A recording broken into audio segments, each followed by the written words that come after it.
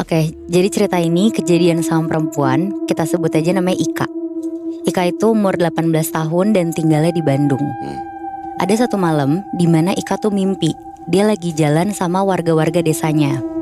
Di mimpi itu Ika gak tahu tuh tujuan mereka mau kemana, tapi yang dia lihat mereka ngelewatin kebun teh yang luas. Oke.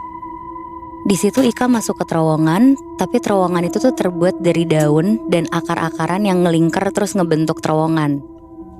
Nah, Ika dikasih tahu jalan sama teman-temannya dia buat lewat jalan yang ada danau warna biru terang. Terus setelah Ika ngelewatin danau itu, ternyata Ika sampai di kampungnya dia sendiri.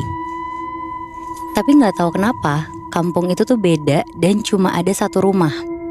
Terus rumah itu tuh lumayan luas dan besar. Dan begitu dia masuk, dia tuh langsung sadar kalau itu tuh kampung tempat neneknya tinggal. Pas udah di dalam rumah neneknya, gak tahu kenapa Ika tuh ngerasa nyaman banget di rumah neneknya. Dan di situ si Ika nih ngomong ke temennya, aku nggak mau pulang, mau di sini aja, enak tempatnya. Nah setelah Ika ngomong gitu, Ika tuh kayak ngerasa ketiduran di dalam mimpinya. Terus pas kebangun di mimpinya ini, yang tadinya rumah neneknya tuh banyak orang, tiba-tiba tuh kosong, gak ada siapapun. Di situ Ika mulai panik, dia nyari ke semua tempat, tapi gak ada satu orang pun. Dan pas Ika keluar dari rumah itu, Ika tuh ketemu sama perempuan yang ternyata tetangganya dia, pakai baju merah dan celana hijau. Terus ada juga satu laki-laki dan kakek-kakek yang pakai baju serba hitam dan jenggotnya tuh putih. Di situ Ika langsung nanya ke kakek-kakek ini, "Kek, orang-orang yang lain kemana? Aku mau pulang." Terus dijawab sama kakeknya, "Kamu udah gak bisa pulang lagi ke rumah kamu, nak. Kamu udah harus tinggal di sini." Terus laki-laki itu yang tadi ketemu sama Ika tuh ngomong, "Ya udah, kamu mau pulang, cepet pulang, jangan lama-lama. Terus jangan juga lihat ke belakang, biar kita aja yang jadi tumbal."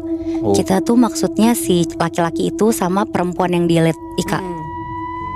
Terus di situ Ika langsung nyari jalan keluar sama perempuan yang tadi. Ika mulai jalan ke danau biru itu. Terus setelah dia lewat, tiba-tiba dia tuh ada di depan gang rumahnya. Dan pas Ika udah seneng, dia mau ngomong tuh ke perempuan itu. Tapi tiba-tiba perempuan itu tuh hilang. Pas Ika masuk rumah, semua orang tuh lagi nangis sambil melukin Ika. Dan neneknya Ika tuh ngomong ke Ika kalau ternyata dia tuh udah meninggal seminggu. Di situ dia langsung pingsan dan pas dia bangun, dia udah ada di kamar. Ika di situ bangun dari mimpinya dia, badannya benar-benar full sama keringatnya dia sendiri. Dan 2 hari kemudian ada kecelakaan laki-laki umur 18 tahun di depan gang rumahnya. Persis pas Ika datang, keadaannya dia tuh meninggal dengan kondisi kepalanya tuh hancur.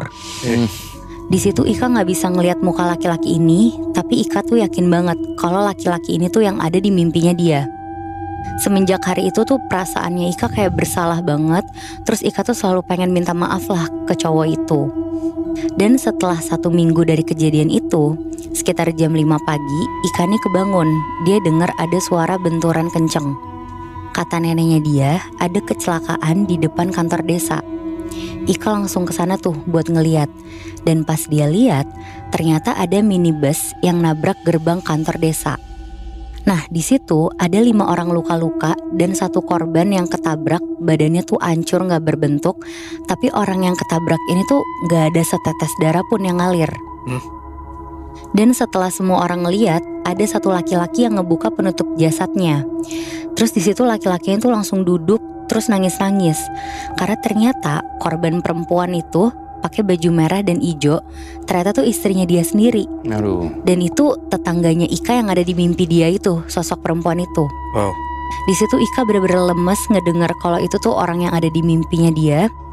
Jadi mereka berdua, laki-laki sama perempuan yang jadi korban kecelakaan ini, adalah orang yang nyelamatin Ika dan rela jadi tumbal. Terus udah nih, pas lagi mandiin jenazah, ada 2 orang yang kesurupan. Terus tiba-tiba ada yang satu tuh bilang gini, "Ini aku sakit, kepala aku sakit, kaki aku gak ada, mata aku gak ada, tolong cariin mata aku, titip juga anak aku." Jadi si roh almarhum perempuan itu masuk ke badan orang itu. Terus 1 orang lagi yang kesurupan tuh bilang, Iya, emang itu semua perbuatan aku. Aku yang udah bawa dia, aku udah ngincer manusia itu, sambil nunjuk ke Ika. Tapi kenapa dua manusia itu ngelindungin dia? Aku butuh satu tumbal lagi, aku mau perempuan. Dan setelah itu Ika tuh langsung lari ke rumahnya dia. Dia gak berani keluar rumah dan dia langsung pergi ke bapaknya, yang kebetulan juga dukun. Terus bapaknya tuh bilang, kamu gak bakal kenapa-kenapa, lebih baik kamu ikut makamin tetangga itu dan ikut upacara pembersihan jalan. Dan singkat cerita diturutin tuh sama Ika.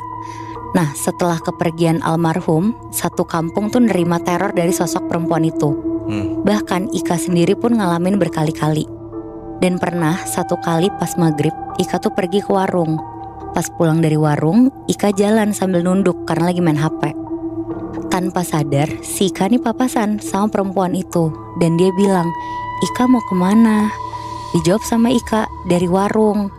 Di situ Ika nggak sadar, dan pas udah sampai rumah dia tuh baru sadar kalau yang nanya dia itu tuh sosok perempuan yang udah meninggal itu. Oh shit. Nah, beberapa warga tuh juga nyeritain hal mistisnya. Tapi untungnya sesudah 40 hari kematian almarhum, semua tuh udah hilang. Sekarang udah gak ada lagi teror.